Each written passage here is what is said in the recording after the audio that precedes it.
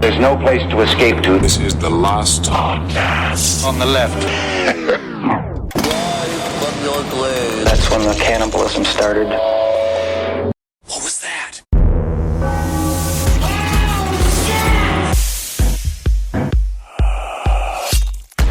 Yeah, sounds great. Jones of Fire is my favorite drum solo. Come. You know, it's very simple. Yeah. But I like a simple drum solo. Yeah, That's so why I do like I. Inagata Davida. Yeah, that one's also good. Frankenstein's good too. That one's at least a little fast on that one. Yeah.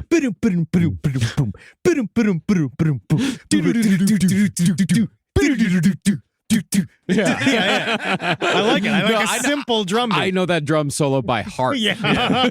It's like a Neil Young guitar solo. I still love Inagata Davida. Yeah, so do I listen to all 16 minutes of it regularly. regularly. Yeah. Yeah. Like- It shows up in my top. It's like 18 minutes, I thought.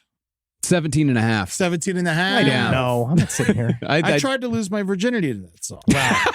30 was not- seconds it was in. not allowed. 17 and a half minutes of attempts.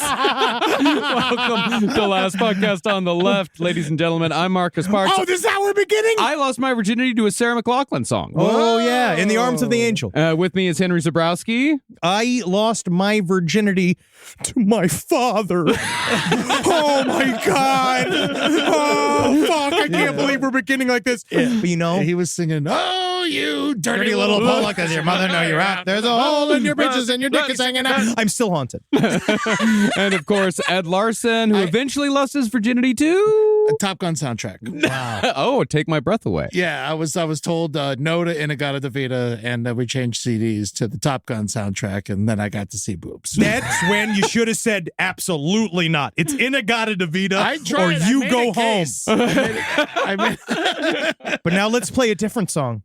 It's important for us to get into the mindset today because this shit, I mean this stuff fucking actually creeps me out.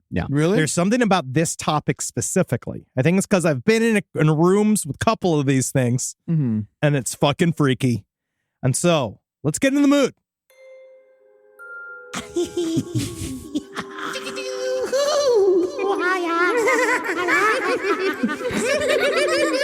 This is revenge for Barbie not getting the Greta Gerwig nomination. I like you, Henry. What? Oh, Actually, so you like me? That's I cool. want to see you even no clothes on. Yeah, you want to see me naked around? All right, yeah. Take your clothes off and Oh, show fuck. This is a sting from the Haunted Doll criminal this SVU unit. That's what all this is. This is to catch a predator. They're using the Haunted Doll as bait. me. You look horrible naked. Well, you know what, little girl? You're right about one thing. We're talking haunted dolls today, ladies and gentlemen. It's haunted doll time. This is a haunted doll redux. Yeah, dude. And the thing about Haunted Dolls, we're going to get into it, is that maybe we're not haunted by the dolls. The dolls might be haunted by us. There you go. There you go. So on today's episode, we're going to be discussing dolls that are inhabited by some sort of spirit or energy, whether it be a dead child, which is the most common, a demon, or a general curse imbued within the doll's very fibers. Perhaps not coincidentally, haunted dolls almost always look haunted and are very rarely the sort of regular plastic doll you'd buy at, say, Walmart. Instead, these dolls are usually well-crafted and are often decades, if not centuries old. I find it's a bit of a chicken and the egg about whether or not they look haunted. Because yes, all of these dolls are creepy. When you look at them, for us, quote unquote, objectively, they're creepy. But are they just creepy because we know that they are haunted and there's weird activity around them? Or is it always been that way? Or is the fact that we go into some of these events, right, when you go to approach some of these haunted objects and we're supposed to treat them as if they're highly dangerous, does that then make them creepy because of our, literally our thought energy? I think dolls are creepy Of course. more often than not. I think dolls are always creepy. I That's fucking me. hate craft fairs. You see, but I love dolls. My mom used to make dolls, right? That was This like one of her doesn't favorite. surprise me in any way whatsoever. She loves dolls. Used to make all of them. She got into like all of the creepy ones. She liked the old timey ones. Like my Jackie had a doll that she just called Baby.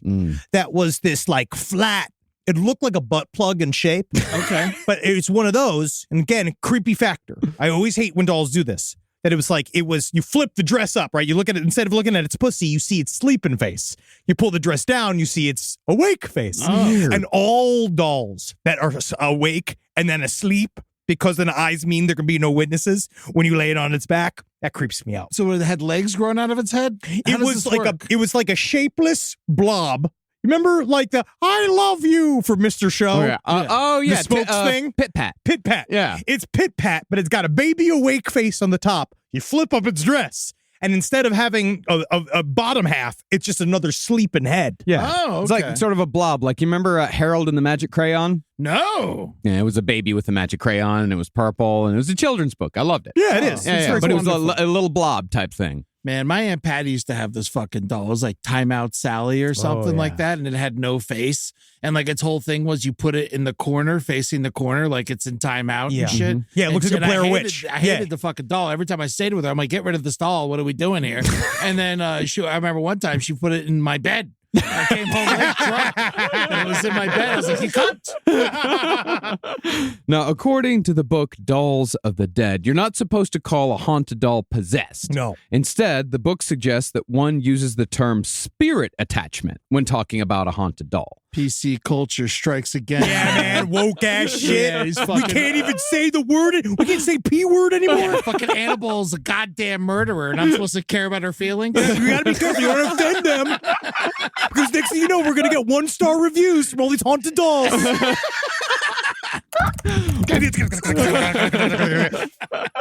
Well, by the book's reckoning, most spirits who haunt dolls aren't dark, but they're instead people who have chosen to remain on the earthly plane after death for whatever reason.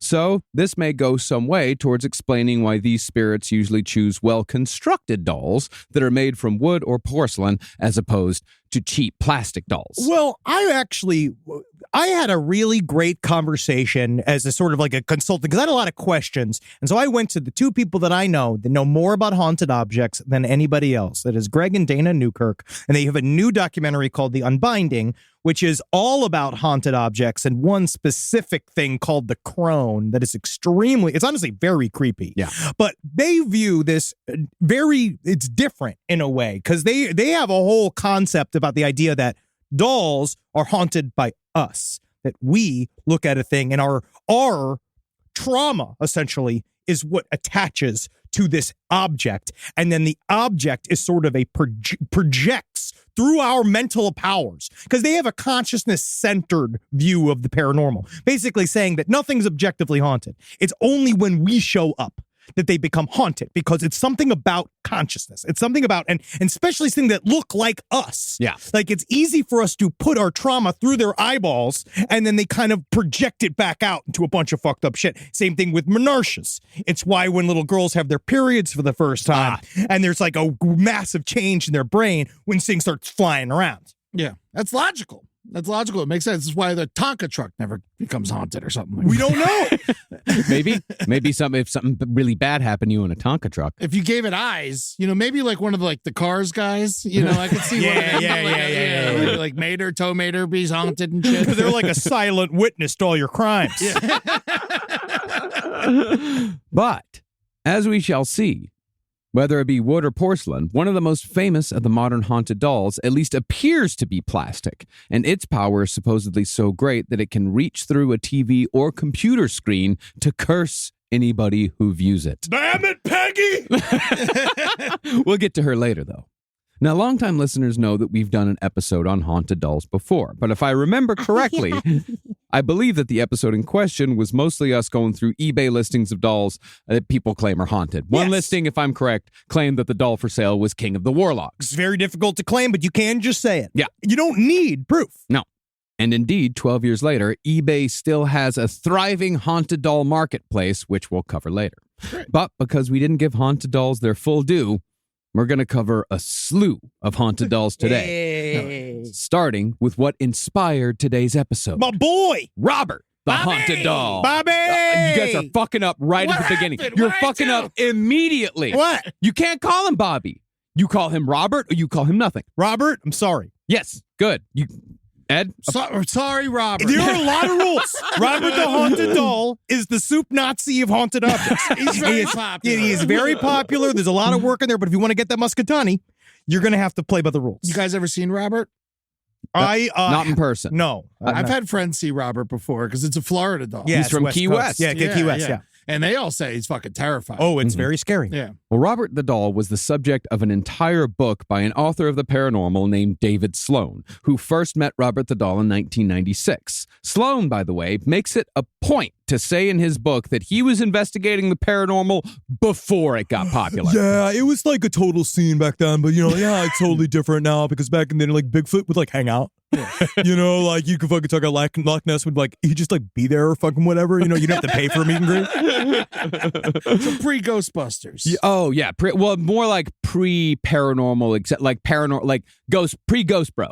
Like Okay. Pre-Ghost Bro, because also, remember, Dan Aykroyd started Ghostbusters because he was one of us. Yeah. He was a total obsessive with this content, but it was not popular. Yeah, have you ever read the original like screenplay to Ghostbusters or heard about like the original ideas? 150 I just know fucking it was supposed pages. to be Belushi. No, it's it was supposed to be Belushi, but the original concept, like the original script to Ghostbusters, is insane. It's awesome. Yeah, it's awesome, but it's fucking crazy. I'm gonna make that movie.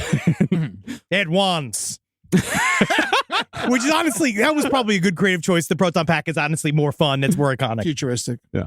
Well, author David Sloan became obsessed with Robert the Doll after visiting a man named Daryl Meyer, who owned the house where Robert the Doll had lived for a number of years, mostly in the attic.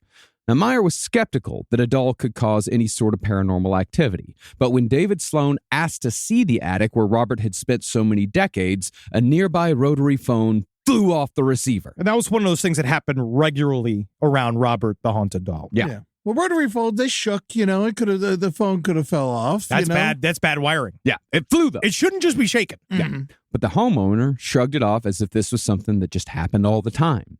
But even though he didn't believe in the paranormal, the homeowner still let David Sloan, a total stranger, rummage around in his attic. Sloan found that the room still held several pieces of child-sized furniture, all built for Robert the Doll. And that was real. And that was before Robert the Haunted Doll became like publicized or whatever. They did create a whole area where this doll could just live. Yeah. Now, admittedly, Robert the Doll very much looks like a cursed object. Its face is pockmarked and nearly featureless, and it somewhat resembles the prosthetic faces that were given to disfigured soldiers during World War I. It also has the definition of a doll's eyes, lifeless eyes, black eyes. So much fun to do. But and I also noticed that men with no honor. Show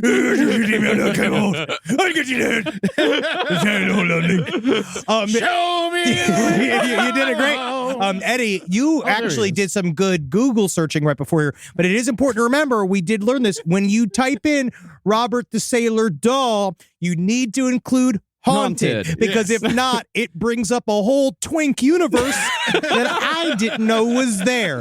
There was a lot of happy trails in that he's search. in Key West. Yep, no, definitely. Yeah, Robert the Sailor Doll out of Key West. I've met that guy. Yeah, all lots right? of roommates, never a girlfriend. Close talker.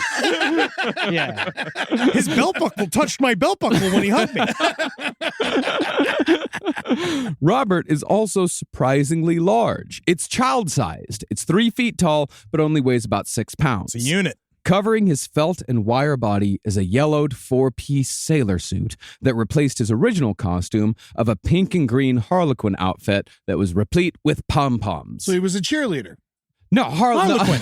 No, not pom-poms. Little tiny pom-poms. Wibble bobbles. Yeah, but wibble wobbles. Yeah. Yes, I know what you're talking about. I actually find the sailor costume to be creepier than a Harlequin costume. Oh, easily. Yeah, Because Harlequins I'm not fazed Harlequin, by. Well, it's hack. Yeah. At this point. But yeah, a tiny haunted sailor is terrifying. Yeah, because I know a lot of big adult haunted sailors. We lived through Fleet Week many a time in New York City. Oh, yeah, they got a story to tell, and they got a boat that doesn't go anywhere. As far as where Robert came from, we know he was crafted in Germany near the turn of the century by the Steiff Company, and it's believed that Robert was an expensive window display piece that was sent to Key West by family that was still living in Germany. When did it get to Key West? 1900. So it could have known Ernest Hemingway. It was in the same neighborhood. He probably spilt a couple of beers on it. But soon after Robert arrived dressed in his original clown outfit. What if Robert the Sailor Doll was his inspiration for the guy with no penis in that fucking book? It could be. Robert Robert ain't the got doll no has dick. no penis. Have No. we checked Robert's penis? No, it's got no penis. They said none. Yeah, no one. They said none. They would have said. There was a whole chapter in it on the book. Yes, there is. That describes every inch of Robert the Haunted Doll. None of it. There's none. There ain't no penis. None is quit checking, quit Not a asking. single. No spaghetti, no weenie. We are going to call the Haunted Doll SVU unit, sir, if you ask one more question about Robert genitalia. But soon after Robert arrived dressed in his original clown outfit, those clothes were replaced with its current sailor suit. That suit had once belonged to Robert the Doll's first owner, the long-suffering Gene Otto.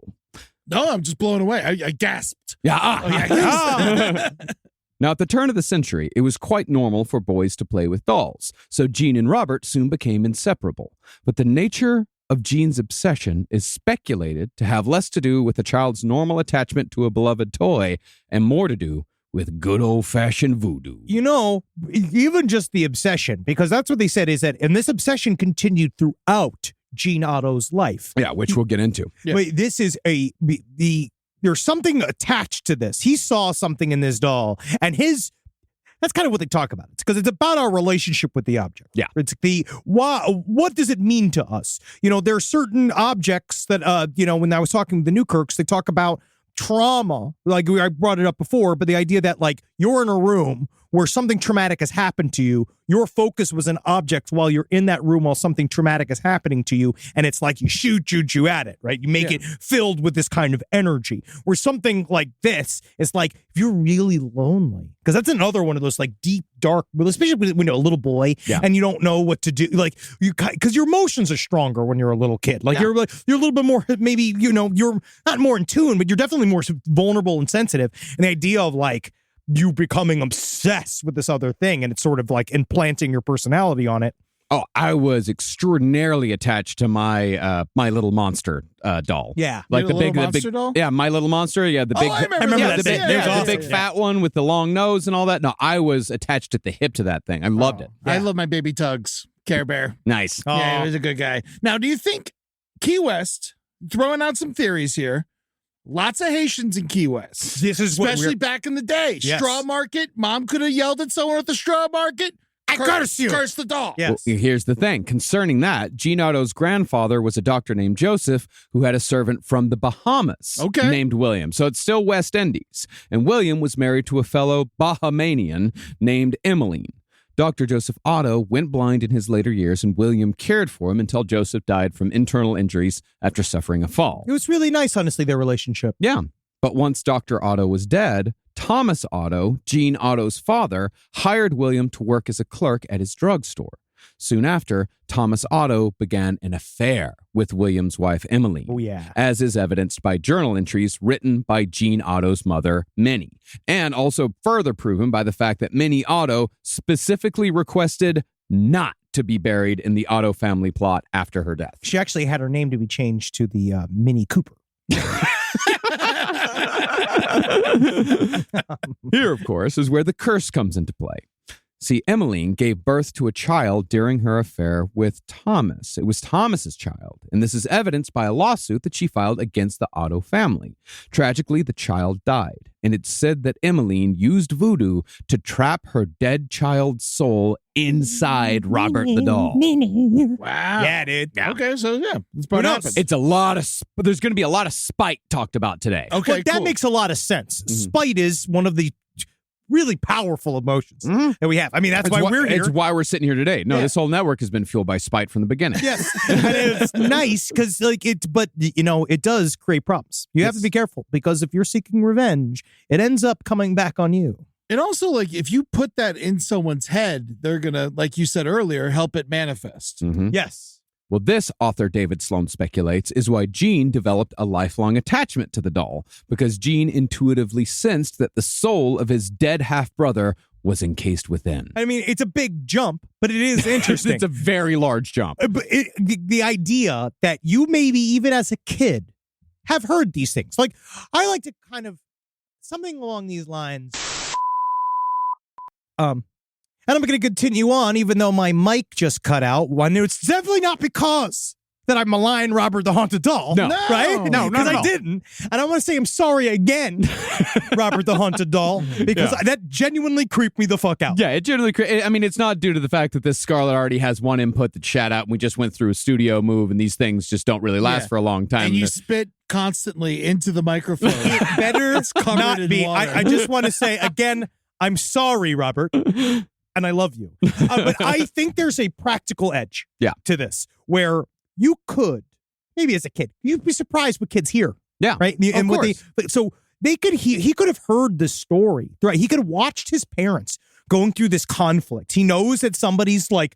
He knows maybe about his father's infidelity. Mm-hmm. Maybe they've even said this like through the rumors or other people have told him. And then in a way, it's still him haunting the doll because he's thinking about his dead half brother. Maybe he thinks about that and he plants that in Robert the doll. He gave it a vessel. Yeah. I mean, it might even be that he walked in on Emmeline doing some sort of ritual with the doll. I mean, whether or not it's, the curse, quote unquote curse is real or not. I mean, if a kid sees, he walks in like the woman that's married to like his dad's employee is doing a voodoo ritual on the doll. Yes. It's going to put something into that doll. And the power of curses is the belief in them. That's right.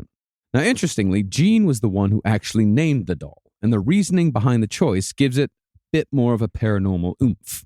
Gene's full name was Robert Gene Otto, and he originally went by the name Robert, but as soon as he received the doll, he demanded to be called Gene instead so his doll could take his first name. That's the first step towards anthropomorphizing the doll. Yeah. Yeah, this doll is me. I am the doll. Yes. It's very Persona. Yeah. You ever seen that movie? Nope. Persona's great. Igmar Bergman. It's Yeah. great. It's a lot of like crossfades of two different, very scary looking white women's faces. Oh, okay. You'd love it. Yeah. Face off. Face. It's nothing like Face Off. No, yeah. Face Off. I actually. Are you saying like an Ingmar Bergman movie is nothing like Face Off? you could see the inspiration. Yeah. Now, it's rumored that the story of Robert the Doll inspired the Child's Play movies, which gave birth to the foul-mouthed munchkin named Chucky that we've all come to know and my love over the boy. years. My Love you, fucking Chucky. boy. Love you, Brad Dourif. Yeah, of course. There is, however, no direct evidence for this. I mean, haunted dolls, it's just kind of a thing. It's haunted dolls. Yeah, it's haunted And dolls. he's a serial killer. Yeah. Yeah. But throughout his childhood, anytime mischief in the Otto household was attributed to Gene, the little boy invariably said, quote, Robert did it. Additionally, Gene's parents said that they could sometimes hear two distinctive voices coming from wherever Gene and Robert were playing together. Technically, they probably would have said the same thing about me. Yeah, Yeah. exactly. I played pretend all the time. But Yeah. it's different when it's just like you're going like, oh, Wabba, you're so funny. It's so nice to be around you. And you're like, yeah, kill your fucking parents. Let's kill your mother. Let's kill your fucking mother today. You ever play Sharpen the Knife there? The most disturbing recurring event was when Gene's parents heard screaming coming from Gene's room in the middle of the night. They'd rush over only to find the little boy struggling to pin Robert the doll to the floor for some unknown reason. It's not good. No. He's trying to join the Navy. Eventually, though, Gene grew up, left Robert the doll behind, and moved to Paris. Oh. There, he studied art and met his wife, a concert pianist named Anne. But before long, the couple returned to Key West, where Anne was shocked to find that her husband's childhood doll had its own room in the attic filled with child-sized doll furniture. This is where it really continues the empowering of the doll to be haunted to other people. The mom, Mr. Boy. No, because the word came from Gene. They wanted to have there was this thing throughout his whole, like, going to be an adult.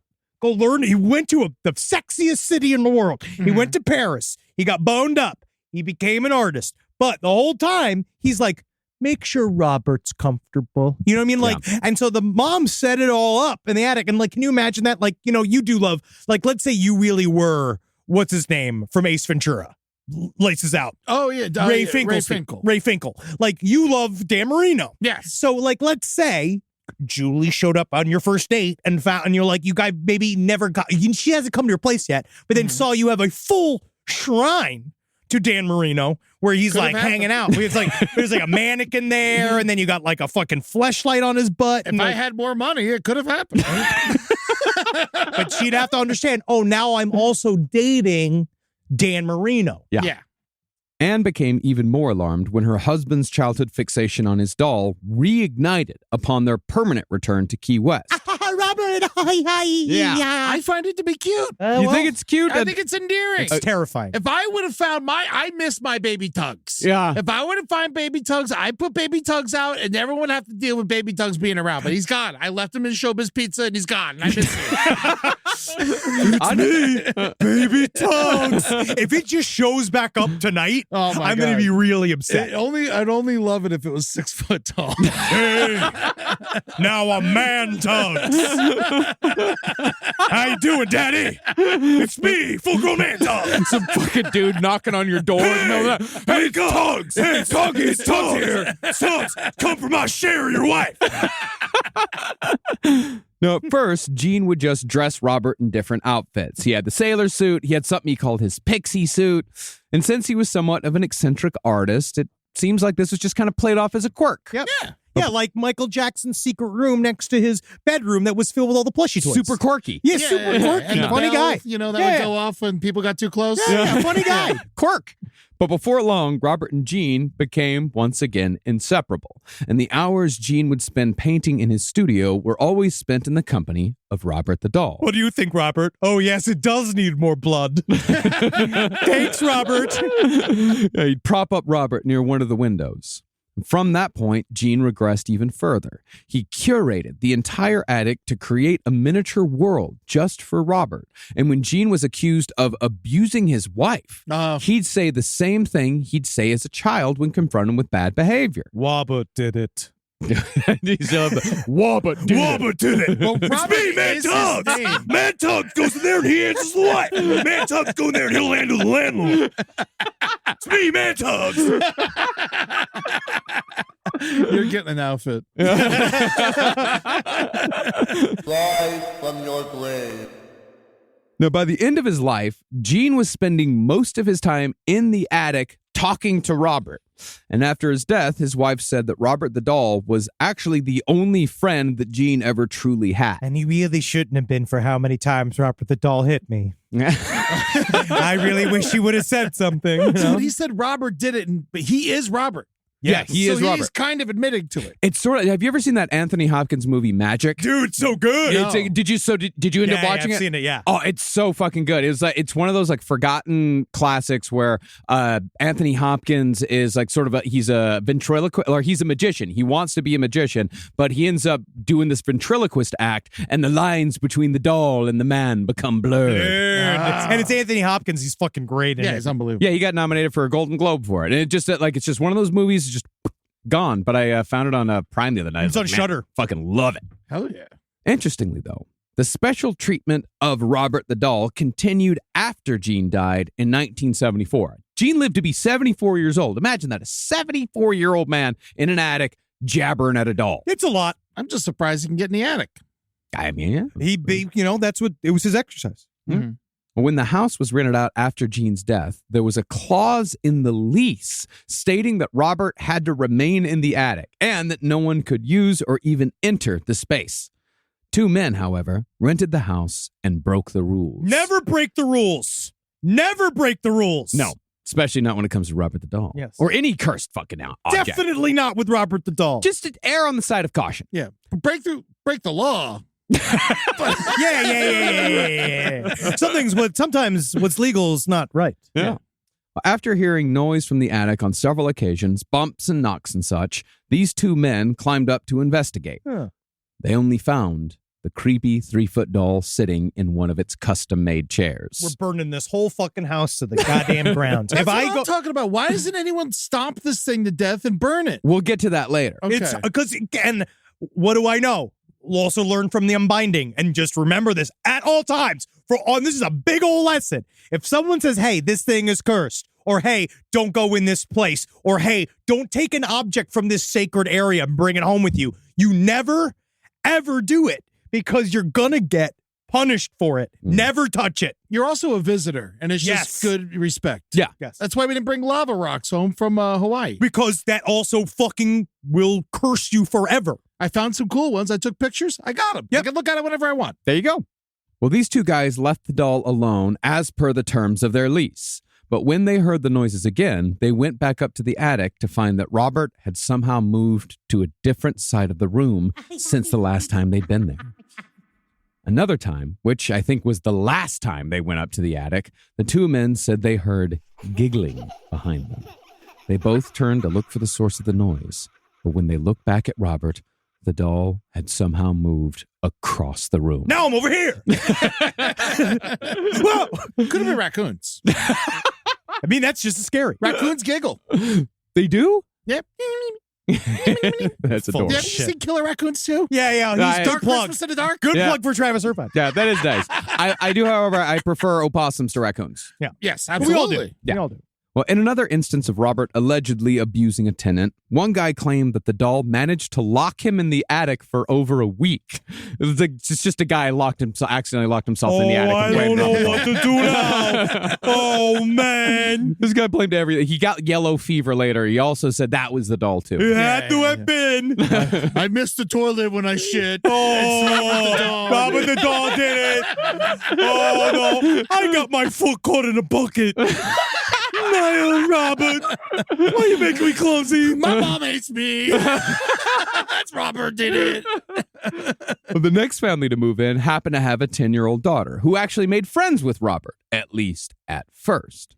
One day, she woke up to find Robert sitting on her face as if he was trying to smother her. And decades later, she still maintained that the doll was in fact trying to kill her. Cancel him. Yep, it's called a fucking haunted doll 69. It's a 10-year-old girl. It's well, you got better call the police. The haunted doll SUV unit has to be brought in. Robert, you're canceled.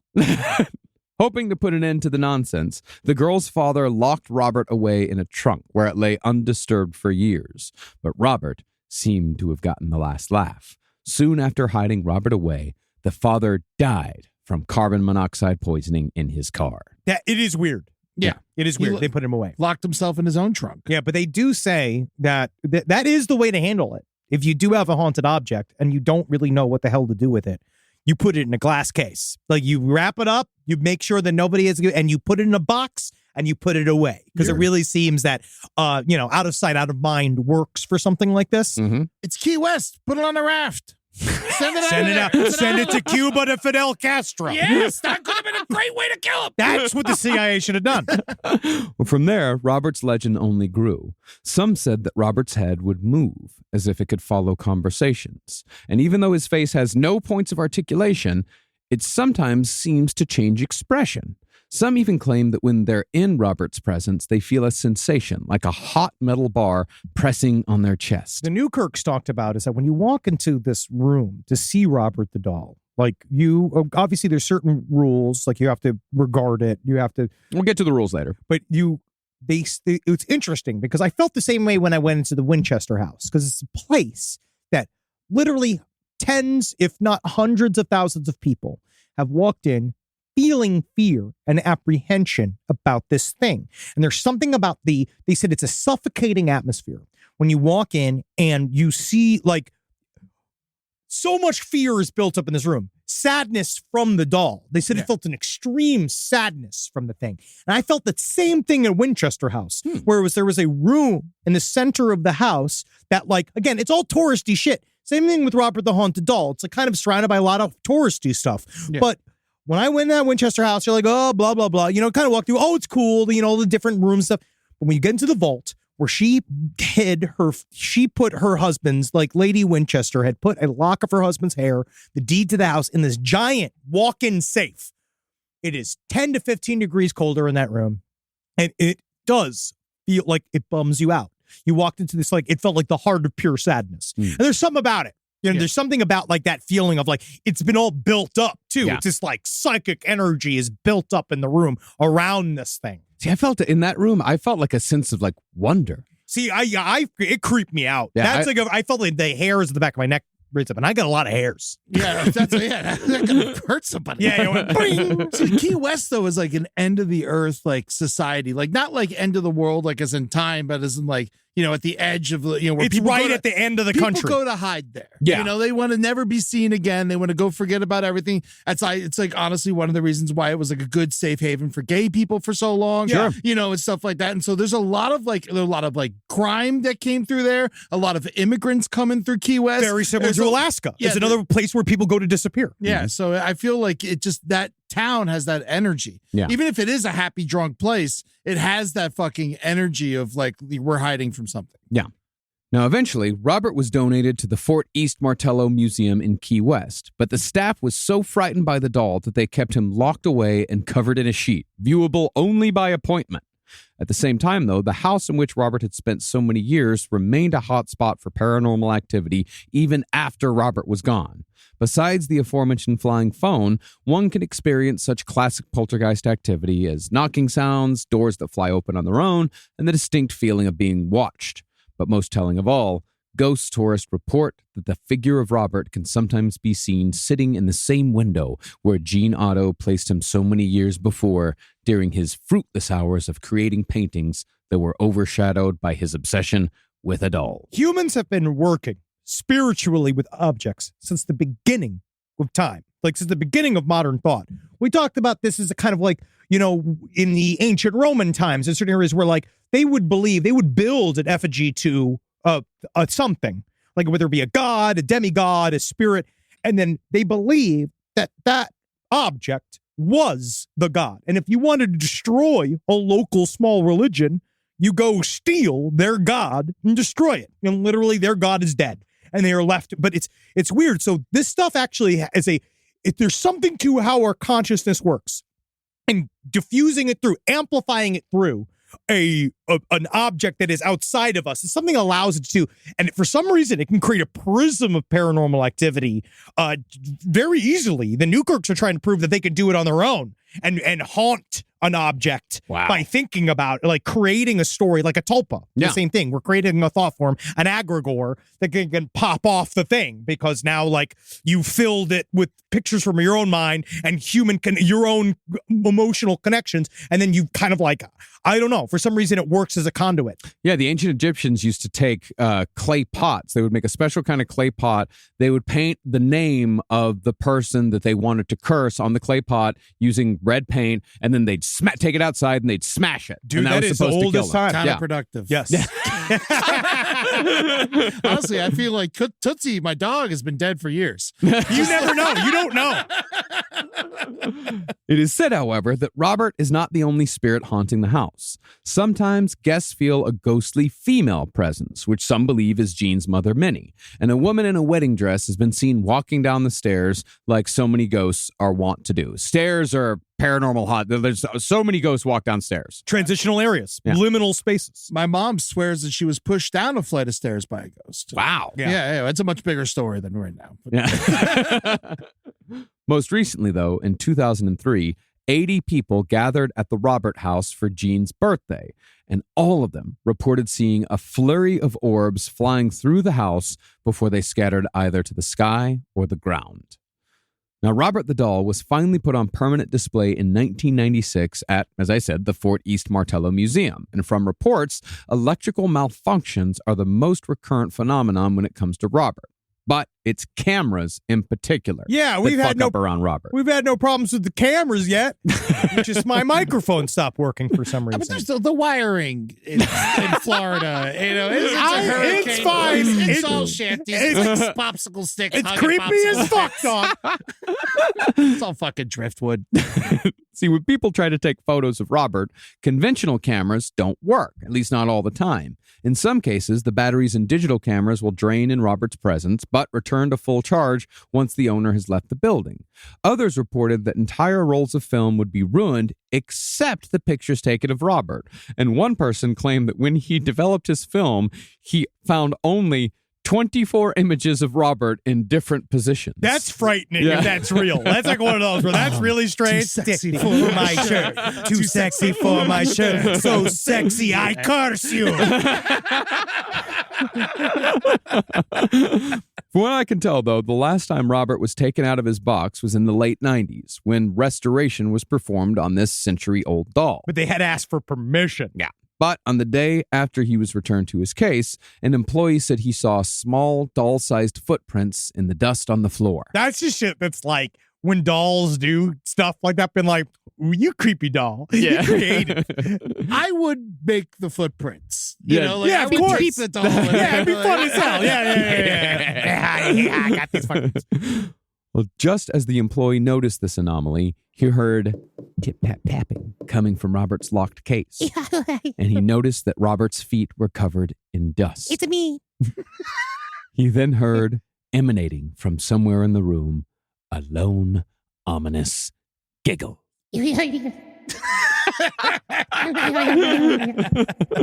Now, Robert is, as we've said, it's supposedly quite the vindictive haunted doll, as there are dozens of so-called Dear Robert letters from visitors who have met with misfortune after visiting Robert and slighting him in some way or I'm another. sorry, Robert. Yes. Yeah. Because of this, there are strict rules when visiting Robert. First, one must not make fun of Robert in any way whatsoever. Not his face, not his clothes, nothing. I think you look good. Yeah. I'm glad you're one of our boys in the services. Yeah, he's employed. Yeah. Second, one must address Robert correctly by his full name. You did that. No Robs, no Bobs, no Bobbies, no Berts. You did nothing. it. You fucked that up immediately. So did you. No, but I was yes-anding him. I'd say he did it first. It's his fault. It took so. I never realized Bert. Robert. Wow. Well, also, I've never met. Yeah. I've never met a Bert, Yeah, I you met have. Bert. He was a criminal. but never like with the full name Robert. I've only ever met Bert as a Bert. I thought our friend Bert from back in Greenpoint, was friends with Andy, also hung out with Andy all the time. I think he's a Robert, because he thought was the one that told me that Bert was Robert. I thought he was straight up Bert. No shit. I think if it's you, then it's Bert. Bert's a shitty thing to call your child. Yeah, well, Bert. Bert you choose. Yeah. Bert has to be come out of the pussy, a full-grown man Mm-hmm. with a can of Pabst. Regular. You can't not be a Bert and not be a hardcore beer drinker from 3 on. Now, Robert's full name is Is it Robert Jean or is it just? He's just Robert. He's just Robert the doll. Got no last name. Yeah, no last name. The haunted doll. But lastly, if you absolutely must take a photo of Robert, you have to ask permission before doing so. And I would recommend you do that because the Newkirks actually gave me a good tip on that too. I would recommend you do that with any haunted object. You always ask permission. But do they ever answer? Yeah, they do it by not cursing you. You don't take the know picture. until later. Exactly. Yeah. I guess if like a picture frame falls, you take that as a no. That's what I would say. yeah. Yeah. See, according to some who had broken the rules, they soon after experienced freak accidents, divorces, pet deaths, baggage losses, and mysterious chronic health ailments. And the letters they write to Robert are full of apologies and pleas to remove the curse. All right, well, there's no direct flights to Key West. Of course It's your hard. bags are getting And lost. again, it's Yeah. the weather's kind of iffy. Yeah, what's the nearest airport to Key West? Miami. Miami? Okay. Yeah. All right. There might be a little something in like Isle Morada or something. Yeah, there must be there's got to be a private airport. Yeah, probably. when I went to Key West, I flew into Key West. By the way, it's scary as hell. You think you're going right into the ocean. Oh, yeah. But yeah, no, I took from Fort Lauderdale right in there. It was nice. Oh, great. Thanks, Delta. I love Delta. Well, in one recent letter to Robert, a person claimed that they came down with a sudden serious rash the day after they failed to ask Robert permission to take a photo. Just after, this person received a message through social media from an unknown account. The message simply said, Robert did it. With a W? No, it's Robert did it. Now, the letters are too numerous to go into each and every one, but I do want Henry to read this letter, which has a distinctly Floridian vacation flavor. I'm going to say this right. This is definitely a vacation to Key West. And also, I'm gonna read this, and this is largely, I'm gonna say, I might add some sparkle, but it is 99.9% what is written. Me and my wife, we went to go see you. I was warned to not take your picture. I thought it was all mumbo jumbo, so I took your picture without asking permission. And the next day, I went snorkeling. And I was stung 3 times by Portuguese man-o-war. There were about 50 in the water, and I was the only one who got stung. Now, the next day, I had a few drinks, and I came to several hours later in the emergency room getting my arm stitched, handcuffed to a hospital bed. Now, apparently in my blackout, I had wandered away from my hotel room over to another hotel, and I happened to break a window with my elbow. Now, when the cop showed, I ran. And when I was apprehended, now this is real, I was speaking, unfortunately, in a Caribbean accent. Now, I don't remember any of this. And this is what I was told by the deputies. That's exactly what the letter says. When he was apprehended, he was blackout speaking in a Caribbean accent. Yeah. Definitely a white guy. Oh, yeah, very much so. He's Well, been you like, I know, did not know. Apparently, sometime in the night, I became Chinanks. Yeah. You get a little loosey-goosey in Key West. There's public drinking. Yeah, you know, man, they're encouraging. And You've there's seen a lot of like, lice, there's man of war everywhere. Yeah, Oh, yeah, He yeah. doesn't know who got stung and who did. He's running around the beach, but like, you get stung by the man of war. and we're still selling fake dreads. This guy is And if- trying not to go to jail and get divorced by writing this letter. He has to. She's like, well, you better apologize to Robert the Haunted Doll, and you better get rid of the 2 vacation braids you got put into your side hairs because you're a white man. As far as what sort of haunted doll Robert is, it could be said that it's either a cursed doll fueled by the vengeance of a spurned lover or a doll haunted by the spirit of a dead child. Strictly cursed dolls, however, do exist, and they can sometimes bring specific misfortune to anyone who comes into contact with them. Case in point is a doll named Joliet. I will also remember, we're blaming the dolls here. Yeah. We have to think about the people involved. That's right. According to the legend, Joliet is a monkey's paw type of doll that's been passed from expectant mother to expectant mother several times. See, while the doll will bless the woman with the birth of 2 children guaranteed, the firstborn boy is also guaranteed to die shortly after birth. Is this a good mother? I don't know. The idea that you're going to have, so you at least net out one. Well, only if that one of them is a boy. Say if you have 2 girls, they're both going to be fine. But if you have a girl and then a boy, then the boy's going to die. But if you have a boy first and then another boy, that first boy's going to die and the second boy's going to live. Stop giving people the doll. It's the doll's problem. But The doll's named after a prison. Yeah, exactly. But I think it's one of those things like if a woman is having trouble conceiving, like you can receive Joliet the doll and it's like, you shall have 2 children, but one of them shall, like it's like you're throwing the dice. Hey, Fucking Rumpelstiltskin. hey, listen, I was actually kind of thinking, instead of involving myself in a centuries-old curse, I'm going to get IVF.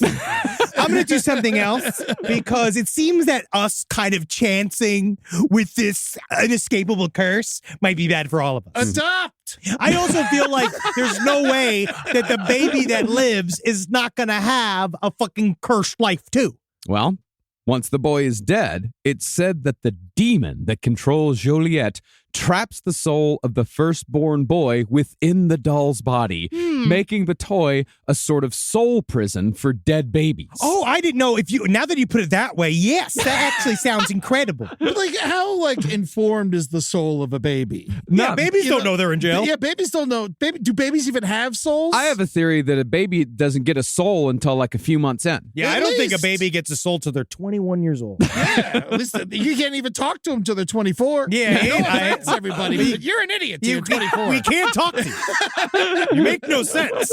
We have nothing in common. As far as its origin goes, it's said that it all started with a jealous, angry woman who was unable to have children herself.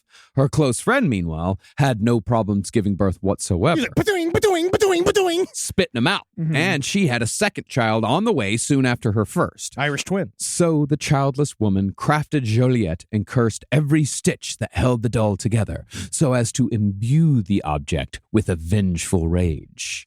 And lo and behold, when the close friend's second child was born, this one a son, the jealous woman placed Joliet in the crib with him.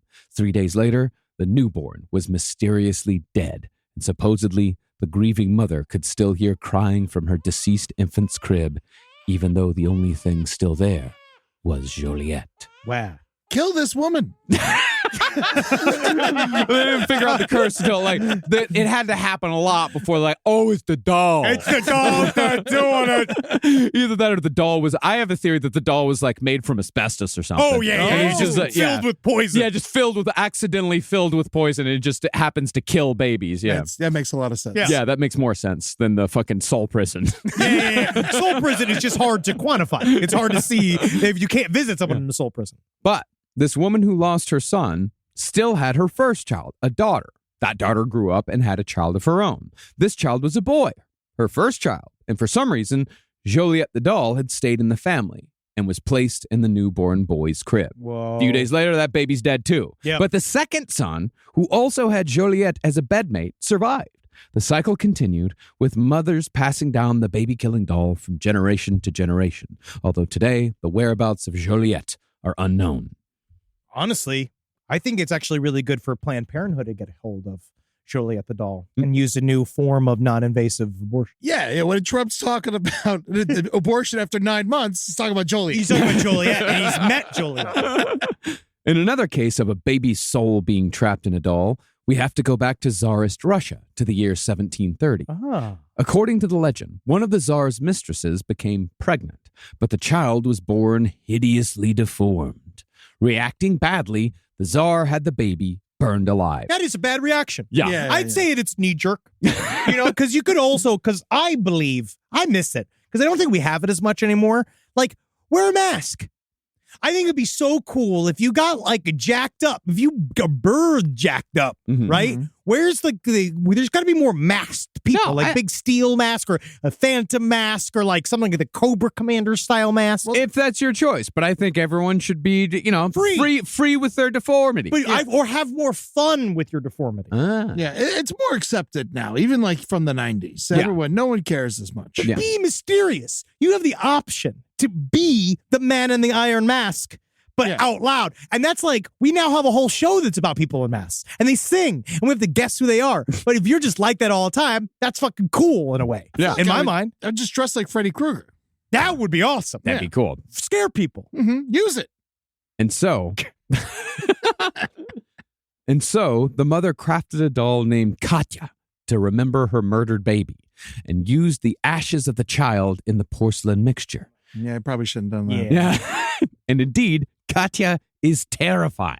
It has a white porcelain face that seems as if it was purposefully made to look angry, and it has eyes of 2 different colors. Rob, if you could show Ed Katya for a reaction, I would appreciate it. I checked out Katya earlier. She's pretty good looking. It was kind of crazy that when you were saying you had a weird coincidence too. I had a very weird coincidence. I was discussing RuPaul's Drag Race with Maddie, who does all of her social media here. Yeah. And just as I was writing about Katya, about 30 minutes later, Maddie texted me about a contestant on Drag Race named Katya, who's named after the haunted doll. Wow. Yeah, I mean, it's doll. Coincidence. It's fun. It's the one with the cracked head, second one, right? Katya with a J. Katya with the J. It's Yes. Russia. Katya. Russia. Katya. Yes. Oh, There we yeah, that is not good looking. I mean, it's old, Whoa, it's got doesn't- vertiglio.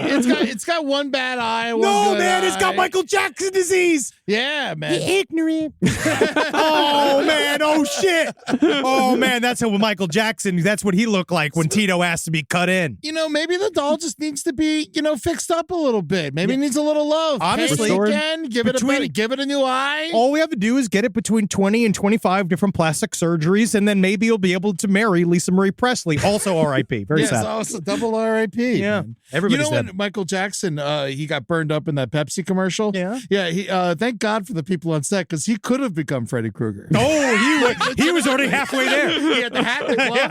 That's all we needed. The child molestation, everything. Boom, done. All he needs is a sweater. Now, when the Tsar learned of this macabre object, he ordered it to be destroyed, just like he ordered the baby to be destroyed. Burn in the gate. But the mourning mother... Get it off there. But the mourning mother told him that if he killed her child again, he would be forever cursed. Erring on the side of caution, the Tsar decided it wasn't worth the risk. Yeah. And Katya has survived to this day. Or at least a doll that people claim is Katya. Yeah, I has keep survived. hearing it's probably good to not amass any more bad luck because I hear a lot of people getting angry about not having anything out there. They're throwing rutabagas at the skis. Now, why not? Now, I know the doll is cursed, but why not? If the doll's killing people, because basically, if you give a cursed doll to someone, you're cursing them more than you're cursing the doll, That's right? manslaughter. All right, so why not Second-degree manslaughter. curse the doll in a way where the doll dies? Doll's already not real. Doll can't die. But Yeah. if it's running around, it's real. If it's running around like Robert, you're calling Robert not real? No. You gonna say anything no, about Robert the Robert Haunted right now? Doll. You I'm say extremely Robert's sad. not real? Well, I'm just saying that doll technically just should be arrested I don't think you get rid of the doll. I think is the in a doll prison. needs to be arrested and put into doll jail, which is a curio cabinet inside of a haunted object collection. Yeah, what you're thinking is that we should put laws in place to make living dolls illegal. Yes. Like, if you're a doll that's living, you are an illegal being. I actually want to Deport fight. So, and then I'm going to then call the ACLU because that dog is, because now the doll is alive, that's a voter. That doll is an American citizen and needs to be treated as such and has the same inalienable rights as other citizens of this great country of ours. Oh, Robert is German. Katya is Russian. Yeah, so, well, they can't vote, but we accept them. Unless the Statue of Liberty's full of shit. Who's the biggest haunted doll of all? Could be a giant haunted doll. Yes. Definitely filled with people. Yeah. Well, a few years ago, a person claiming that their doll was the legendary Katya tried selling the doll on eBay, but something went wrong with the listing again and again, as if the doll didn't want to be sold. The alleged Katya does still exist somewhere, although I was unable to figure out its location or owner. But if you're able to find it, legend says that if you stare into its eyes for 20 seconds, Katya will blink, and if she blinks, a terrible fate awaits you in the future. You get the blinkies. All right. So I just thought of a great movie. Okay. We round up all these haunted dolls, all these famous haunted dolls. And we're like, we got to get rid of these haunted dolls. We don't know what to do. We put them in a spaceship and we send them to space. Well, and then the astronauts are getting haunted by the dolls. Eddie, Actually, I pitched think that's Puppet Master 5. Yes, Really? I'm pretty certain. And I pitched something like this. Literally, like a No one planet of wanted haunted dolls. No. I said planet of haunted dolls. And I mean it. And nothing. Where's Elijah Wood? Yeah. No.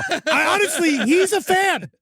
Elijah, you got to We're hear going to us. make you an astronaut. You're going to be killed by all these dolls. It's going to be wonderful. Yeah, it's like Critters 4 meets Puppet Master 3. Yes. Yeah. Meets Apollo 13. If we can get Tom Hanks. No, wait. Critters 4 was Critters in Space. That's right. Yeah. Yes. Yeah. Critters 3 was Critters in the City with Leonardo DiCaprio. Oh. Wow, I didn't know It that. was one of his first movies. Oh, wow. Yeah. I'm going to email him. Yeah. Critters 2, also fantastic. Leonardo DiCaprio at mindspring.net. Rise from your grave. Now, Katya, Joliet, and Robert are all dolls that allegedly have the souls of babies trapped inside for nefarious or vengeful purposes. Or seem to. Seem to. There are other haunted dolls, however, in which a spirit has chosen to inhabit the object. Much like home. Can I bring up the one that creeps me out the most? And I just want to show Eddie's Okiku. Sure. Okiku, the doll. There's really nothing much to it. Well, Its hair grows. Okiku, the doll, is a haunted doll that its hair grows and people regularly cut its hair. No matter how much hair you cut off of the doll's hair still grows. It's This is Japanese. That's like- terrifying. This is like cabin in the woods frightening. Kiku looks cool. Cookie looks fine. Okiku scares the shit out of me. I don't know. I think it's because it's in the ceremonial holding chamber, like that sort of like. It's in a shrine. It's in a shrine. And if you look this up, that thing creeps me the fuck out. Now, I if hate that Are thing. we sure people just don't put more hair in the doll? We have no idea what they do, but they say they've cut the hair. They said it is human hair. They say it was born with this. It was made with a sort of geisha style cut, look like a bob, but the hair keeps growing on it. That thing creeps me out. I don't like it. Yeah, maybe it doesn't want bangs. I just go like, maybe it's like, hey, Let me grow this out. I Tie want. it back. I'm sick of these bangs. How many times Show do your I have to face. tell you I want Beautiful. the Rachel? Well, the most famous example of a doll being haunted by a spirit is, of course, Annabelle. And even though we just talked about all kinds of wacky, unbelievable shit, I'm always reticent to talk about anything involving Ed and Lorraine Warren because they were proven scam artists who were only in the paranormal investigation game to push a scaremongering fundamentalist Christian agenda. That's the problem, is they truly are. And also the Pittsburgh erasure of hiring Patrick Wilson to play Ed Warren. Because if you look at Ed Warren, Piggy Boy. he looks like a Pittsburgh man through and through. He looks like a Steelers defensive coach. He's not supposed to be. Dan Marino's from Pittsburgh, and he's very attractive. I'm just saying, He's very attractive. Patrick Wilson plays this man in the films. If you bring it up, he's got a Mr. Magoo style. Yeah. about him. He's quite piggy. That's what I call him is I call him a real hog. Yeah, Yeah. he's got He looks like he sensuous has a lips. neck on his neck. He does. Look at that guy. Style icon, though. I like the chain. Yeah, no, it was good. Yeah, but they were scam artists, and their whole thing is that they wanted to scare people into being Christians by saying the demons are real again and again and again. We found demons. We have a whole basement full of demons. Demons are everywhere. Be scared. Be Christian. Yes. But now I thought that Robert was Annabelle. No, No. these Okay. guys are all separate characters. Annabelle's the plot of Conjuring 2, I believe. No, that's Annabelle So not- had its own it has own its movie. own thing, but I thought it had a spin-off from It was Conjuring at the 2. end of the first Conjuring movie, right? That's when they teased Annabelle, and Yeah. then Annabelle had 3 movies, I think. Yeah, I think so. I love the Annabelle. Annabelle 2 is better than Annabelle 1. I think Annabelle Origins. Yeah, Annabelle Orange is fun. Annabelle Origins is really fun, but nevertheless, Annabelle Orgy is worse. but nevertheless, the broad strokes of Annabelle is that it was a Raggedy Ann doll that was supposedly inhabited by a demon who was on its way to possessing the woman who owned it. But this woman was saved from this terrible fate when the Warrens swooped in and took Annabelle back to their haunted curio cabinet. Supposedly, as the warnings tell it, their car ride home from the house where Annabelle was found was full of fail brakes and near crashes, and it was only when Ed pulled out his black bag of magic tricks and doused the doll with holy water that it finally stopped trying to kill them. That's one of those things that's always like, that's where we take the consciousness out of haunting and where they're dead ass wrong. Because there are certain things of like, why would it necessarily, I know you believe everything's a demon. That's their thing, is that everything's a demon, so it would respond to holy water. But, you know, you never really know. If it does have something attached to it, why would they necessarily find holy images to be offensive? Mhm. Maybe it's something else entirely. I don't know. I think the Warrens are full of shit. They are. Yeah. But after they got it home, Annabelle was then put in its famous warning, positively do not open case, and has remained there ever since. For me, though, a far more interesting haunted doll tale is a modern one involving an entity named Peggy. Damn it, Peggy! Now here, if you're just looking upon Eddie, you just did it. Yeah. You looked upon Peggy the doll. There's an image of Peggy the doll I don't here like on how our she She looks looks monitor. like Betty Right. White. Actually, Yes. she does look like Betty She White. does, and now maybe that's where she went. Yeah, I mean, we heard from Peggy lately. Does she like animals now? I don't know, but Peggy the doll curses you See, I the really, second you look upon her. I really don't like Peggy. Peggy doesn't bother me. I don't- Peggy just I don't looks like- like a fucking, evangelical. People get heart attacks. They talk about feeling pressure in their brains. Mhm. People have seizures looking at Peggy the doll. Yeah, People we'll like, get into all the Peggy stuff here in a minute. Yeah. See, about 10 years ago, a British paranormal investigator named Jane Harris got a frantic email from a woman who'd bought a doll named Peggy at a yard sale. Somewhat large, Peggy has a blonde bob, blue eyes, and an unnervingly long neck. super long neck. The buyer, known only as JW, said that they hadn't gotten a wink of sleep since buying the doll because the figure of a dark woman would stand at the foot of her bed every night. It's fucking sweet. Now, supposedly, Peggy the doll is inhabited not by the spirit of a child, but a woman from London who was born in the mid-40s and died from a respiratory illness of some sort. Had bad asthma. ain't it? Yeah. I think she looks like a baker. Maybe maybe the woman died from having too much flour down her throat. Yeah. Great Yeah, British Bake Off. that's Like normal. for haunted dolls. Yeah, prove Peggy them. would kill it. Yeah. Everybody gets it. It is not, however, known at all why this spirit inhabits this doll, because the dozens of seances done with Peggy have revealed nothing about its origins. It's all guesswork here. Now, the woman who originally bought Peggy wanted nothing more than to just get rid of the thing. But that's what puzzles me about these dolls. You brought this up earlier. From what I can tell, nobody just burns the goddamn thing. Yeah. Or just throws it in the trash. The owners seem to have a compulsion to either keep the cursed object or give it to someone else to deal with. There's some kind of power that prevents them from destroying it. I have a couple explanations. One is, in general, the Newkirks talked about this that I thought was really interesting, is that when they view haunted objects as like when they receive them for their museum, they view them as a blank slate. They want you treat it with a blank slate, but they also want to honor the fact that you are arriving and saying, this thing scares the fuck out of me. I don't know what's going on with this thing. This thing's alive. So they want to treat you with respect and believing you and your story. So I think that's part of it, is that you like, okay, this thing's freaking you out. Yeah. You're so freaked out, you think it's alive. There's something attached to this thing or whatever you think you're attached to this thing. And so at least I'm going to validate you, and I'm going to take this and not destroy it. I feel like that's one thing, is that people feel this thing and then they don't want to transgress, right? Because they do think it's alive. And then two, what does every single piece of pop culture tell us not to do? Destroy the cursed object. Yeah, because the movie would be over. Yes, true. It's very funny. But also, I think that this is about collective unconscious, and it's about our attachment, right? We are idolatrous in nature. Mm-hmm. We like objects. We treat objects as sacred. We use them as kind of extensions of our spiritual beliefs all the fucking time. I think that is a part of our like DNA memory. Mhm. Is that like if something's really fucking scary, you fucking bury it. You don't destroy it, because it seems like all that does is fucking like an atomic bomb. Fucking spread it out into the fucking air. But You're no going one to burn knows. this thing. But you know. And now you're carrying that out with you. And then you have this idea everywhere you go. I'm a cursed man. I destroyed this cursed object. And whether or not the curse is objectively real, Yeah. you are putting yourself in a cursed frame of See, mind. why not feel like you're a fucking badass who killed the goddamn demon? Because that's not how. Because by force, again, it's just every single. He doesn't have an answer to that. There is none. Because there is none. I mean it. I think that it's because it's bad form. Yeah. I mean, going back to what you were saying about imagining that the object is alive, it could be that these people like have an aversion to murder. Yeah. That they do see like there's something in this doll that is some sort of human-like entity, and if I destroy the doll, then I'm killing something. someone. Yeah. No, it's always bad when someone has a haunted gun. It's just like, Man, my every gun time is I on- shoot this thing and kill somebody. The only thing that this gun seems to want is to kill and kill and kill. Now that's the movie you should be pitching. I love The that haunted gun. Jerry the haunted gun. Yeah. I sure wish you could use me for something else. Try to use me as a spatula.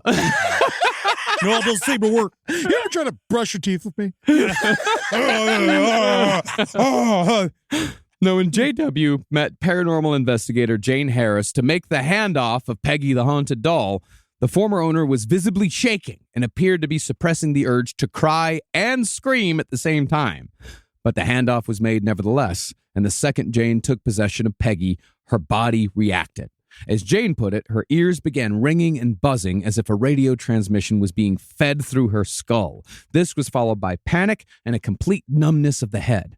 This lasted for about a minute, and yet Jane still took the doll and put it in her car. Possibly, as a paranormal investigator, I think Jane may have sensed a jackpot. Oh, yeah, because they're morbidly curious. Yeah. And the idea of like, That's what she's there for. oh, yeah, it's the whole thing. Be like, yes. Yeah. But just as Jane and her husband were about to drive away, JW gave them a classic horror movie warning. She said, quote, That doll nearly ruined my life. I want to forget it ever existed. And I hope God protects you all. don't want to get that She doll. hits a flask. You know, I'm like, I don't want that. You know what I mean? Like, it's hard because it puts you, again, cursed frame of mind. Mhm. Now, once they got the doll home, Jane and Simon put Peggy in a sealed glass cabinet and began a full modern paranormal investigation. Because this is like 2007, I think, Yeah. maybe 2014. Oh, so this is new. Yeah, this is new. Yeah, they use night vision, motion detectors, temperature gauges, EMF meters, and spirit boxes. You know what a spirit box is? It's a box that has a spirit in it. Nope. God, his fucking ass. Woo! Fucking Yeah. got you. Cool. It's We're a- cool. It's a Yeah. vagina with a spirit in it. No, you fucking idiot. It is a machine that basically it randomly goes through AM and FM radio broadcasting lines or like in through signals. And then the idea is that you speak at it and then it will spit out words that are chosen by, and swish, air quotes, that are chosen by some either an entity you're talking to or an intelligence like a ghost or. It's a Furby. Yeah. It's not a Furby. It's a piece of material. It actually costs like $100. I have one. No, it goes. Oh, you do? It'll go through all the AM radio station you hear, and you hear like because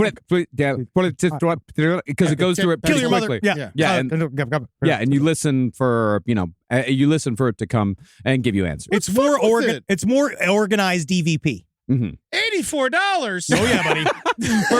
For a spirit box, you can spend $84 It on is a a PSB 77 spirit box on Amazon. There is a healthy ghost hunting economy out there. Oh, yeah. 104.1, that's a classic rock station. It really is 104.1, the bear. I mean, Robert the Doll keeps asking to get the lead out. Actually, I think 104.1 was the classic radio station when I grew up. Either that or it was 102.7. But it was the bear. The Bear. Bear. Yeah. The bear. What was your what animal was your classic radio station? Gator. Ah, Are you the- kidding me? oh, the Gator. 98.7. Yeah. See, I had K-Rock 92.3. Yeah.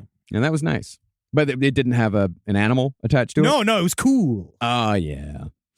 Well, 6 weeks after Jane came into possession of the doll, she began suffering from migraines, fatigue, nausea, and dizziness. She was barely able to walk, and yet medical science could find nothing wrong. The only thing that had changed in her life was the presence of Peggy, which sounds like a terrible piece of softcore pornography. Yes, the presence of Peggy brought on the boner of Greg. Now, I was about to make a tasteless pegging joke. No. The presence of Peggy, the talking peg stick, is again a controversial A shitty Pixar movie. film. Yes.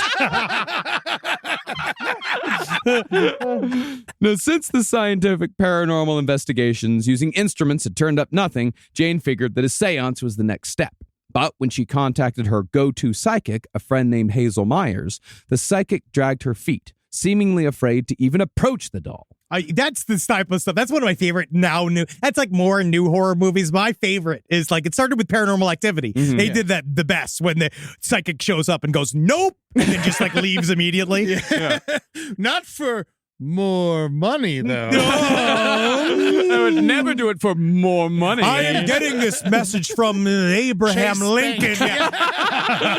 Bank. So Jane reached out to another psychic named Patricia Redmond.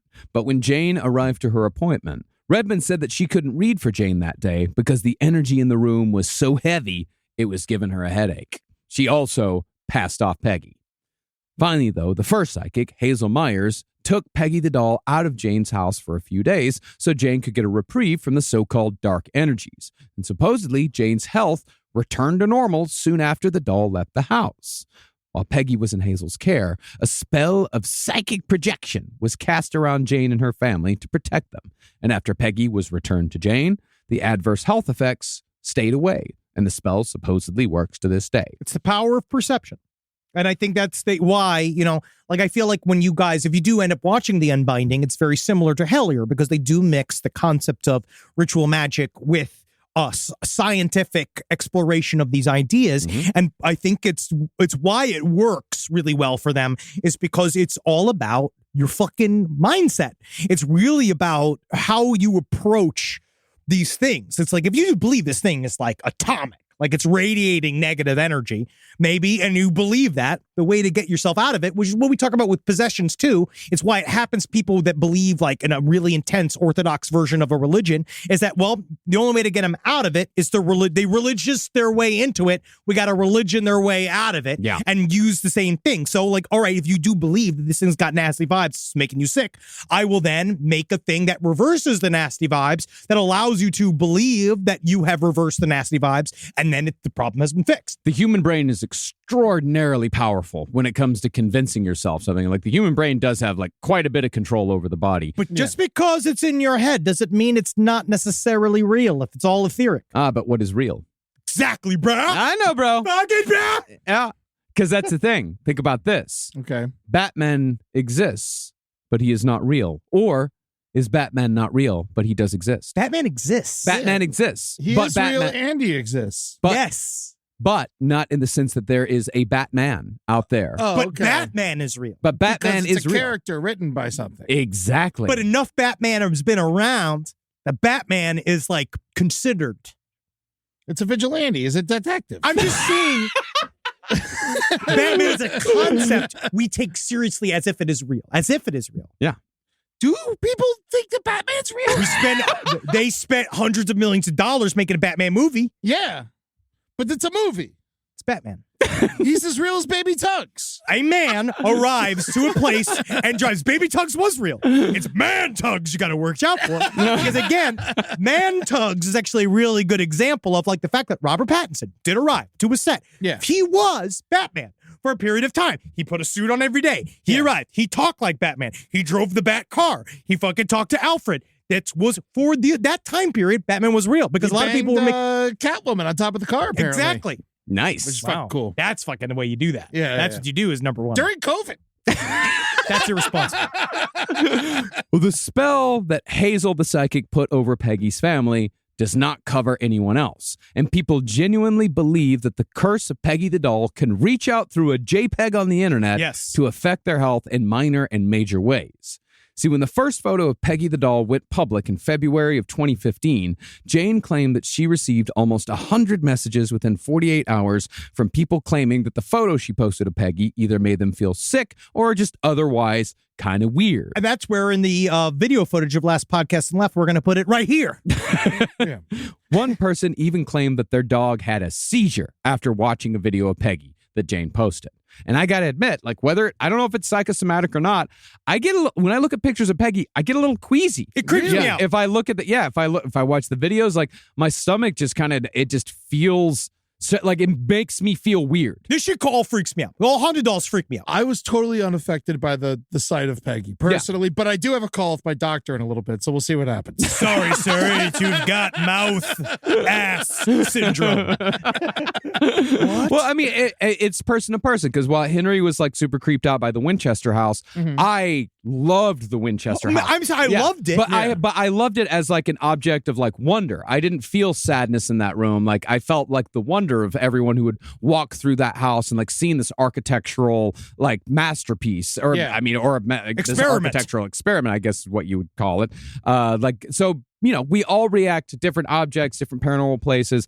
It does kind of go back to the thing that the Newkirk's talking about. It's like it's what you bring to it. It's your head is the thing that makes the thing haunted. I tell you what, if I ever went back to my Aunt Patty's old house, like where like all the shit was crazy, or my mom thought she was pushed down the stairs, dude, I'd be fucking terrified. We should do a full ghost hunt. I mean, we'll have to talk to the people who live on Bachelor Ave, but we'll find out. You think that we could get in there? It's called Bachelor Avenue. Yeah, we could do a full Jersey weekend. We could go get pork roll. We could do exactly what I've been trying to get us to do. Please. But you know what I mean? We could get out there.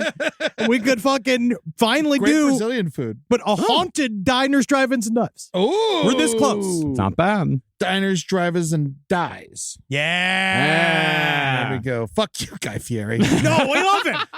We love him.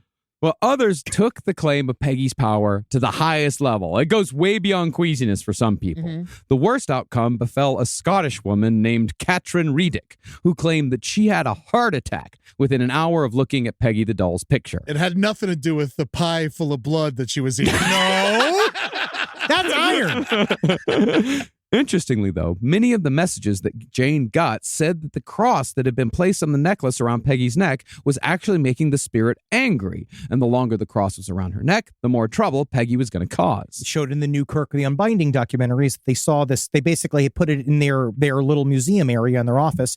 And this object, like they walked away, and one of the first signs of the haunting was that they heard a pump, like a noise in the office, and they came in, and there was a crucifix hanging above where the doll was, where this like little totem was laying, and somehow the Jesus from the crucifix was popped off with its arm still attached to it. They don't know how. You would literally have to yank it off to pull it off, and the Jesus was laying in the center of the room, and the cross was still on the wall. Wow. See, wouldn't demons like crosses because the cross is what killed Jesus? You'd think so. You think so? Yeah. We gotta talk to these demons. Yeah, man. Like, hey, we gotta get into this.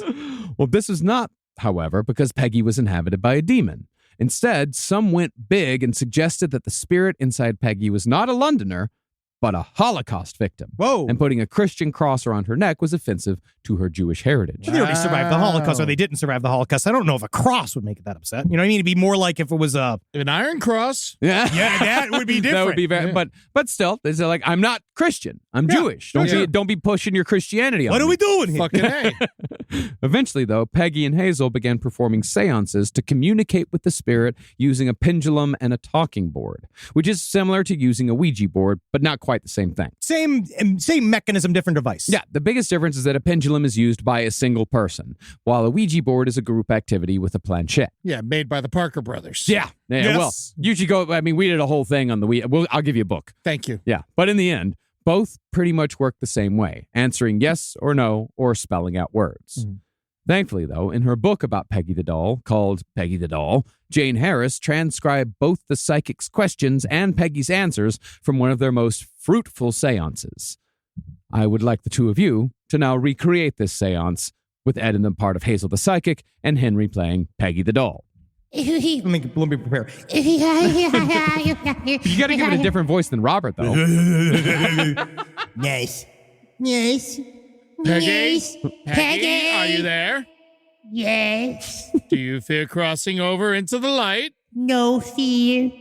Next. Are you happy communicating with us? Happy. More.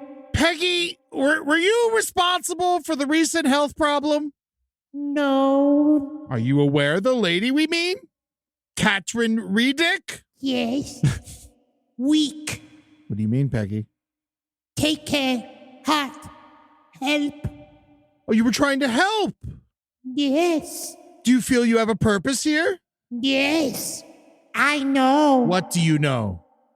Too much for me. It's too much for all of us. Yes. Yeah. God damn it, Peggy. Will Taylor Swift and Travis Kelce get married? I'm curious.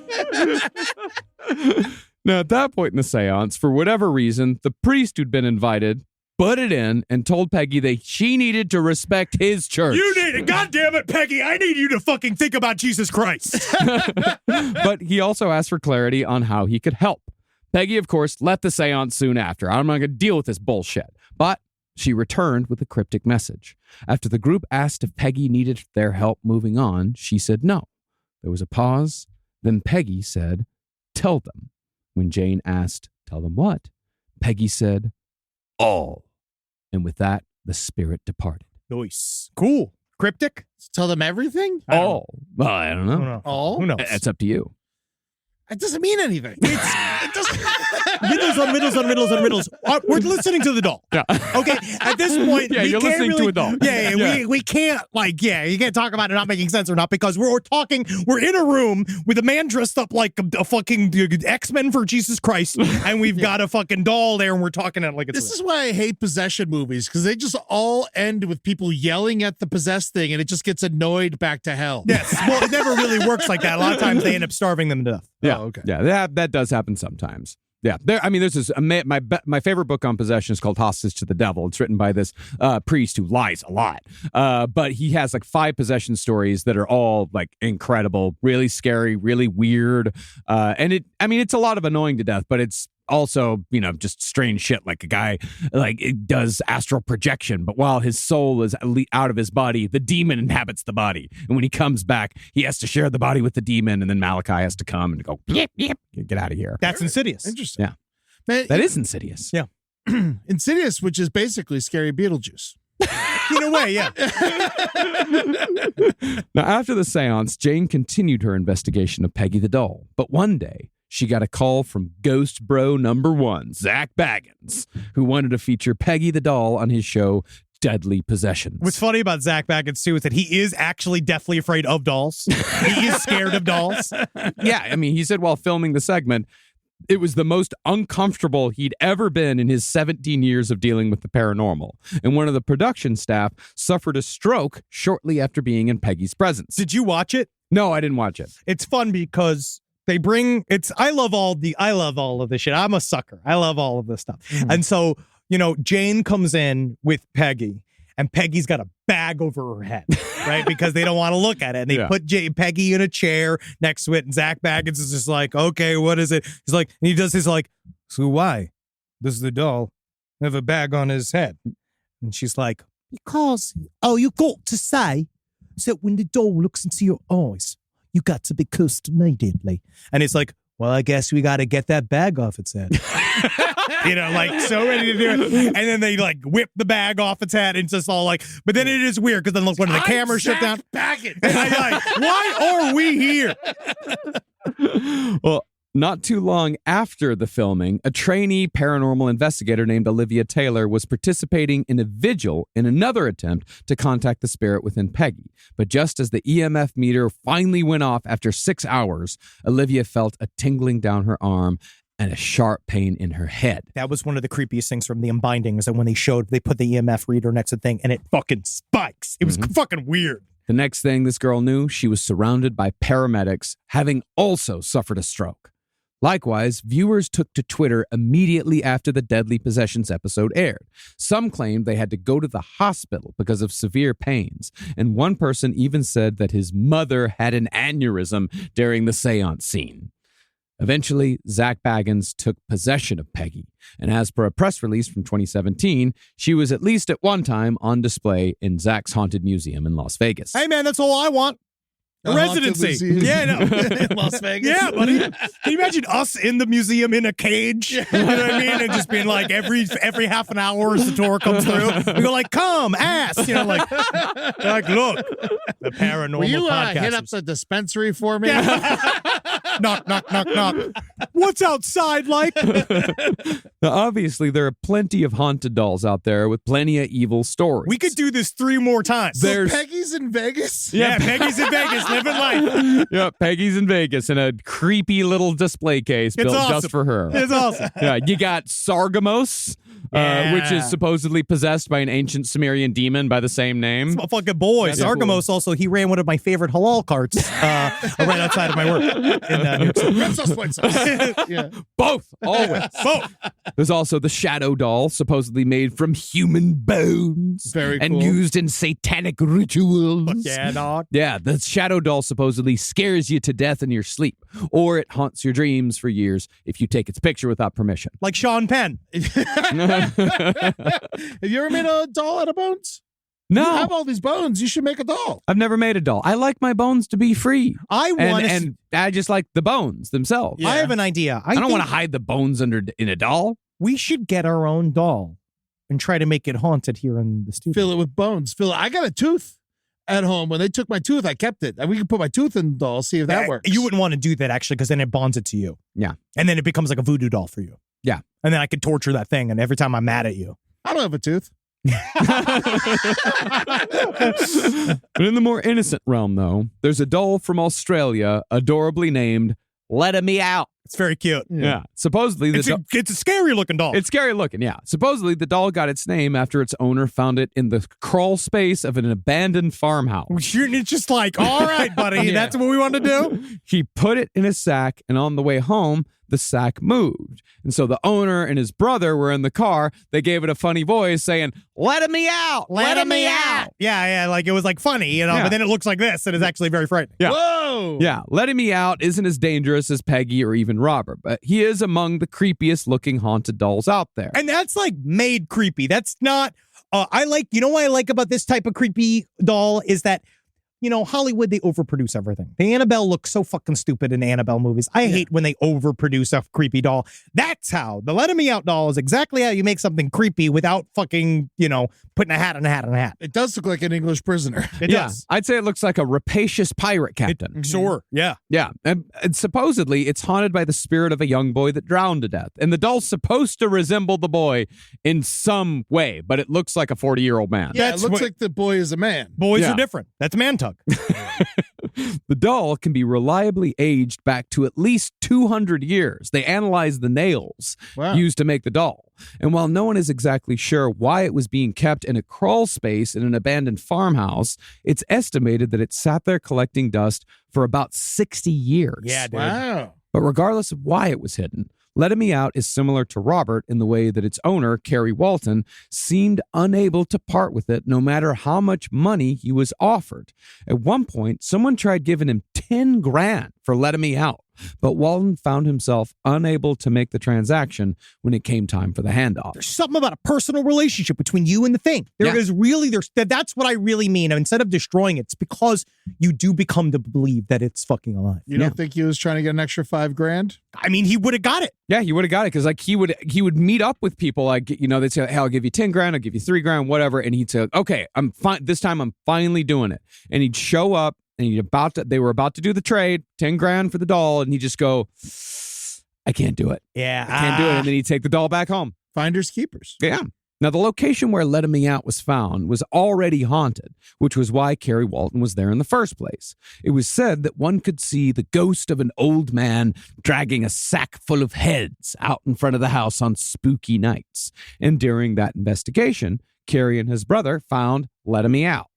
Once Carrie got home with the doll, which his entire family hated. It's creepy. I'd be furious if someone came home with this fucking thing. You wait, buddy. Oh, man, this We're is not fun. living together again. I want to do. Think about our divorces and how nice and how fun that'll be, Eddie. Well, Carrie found that Let Me Out moved about rooms on its own. It made people feel sick or lightheaded when in its presence, and it caused dogs to go berserk. But other than that, Let Me Out is, I mean, you can see a picture here. They're creepy. But there's a picture of Let Me Out. Next like, to a bunch of Fosters. Too. Yeah, Yeah, they're he's like- drinking at a bar. Yeah, It's he's cute. drinking at a bar. No, he's a pretty cute. I mean, as far as they go, he's the creepiest looking, but I think also the most harmless. You know why? He's Australian. You think so? They're very friendly people. They're friendly. Yeah. They're fun-loving. Even their haunted stuff is like, I bet you still drink a couple bass with it. You know what I mean? Like, there's nothing. They literally would like. They're having beers with it. That's Is he just how still they in live. Australia? Yeah. Let's invite him to the show.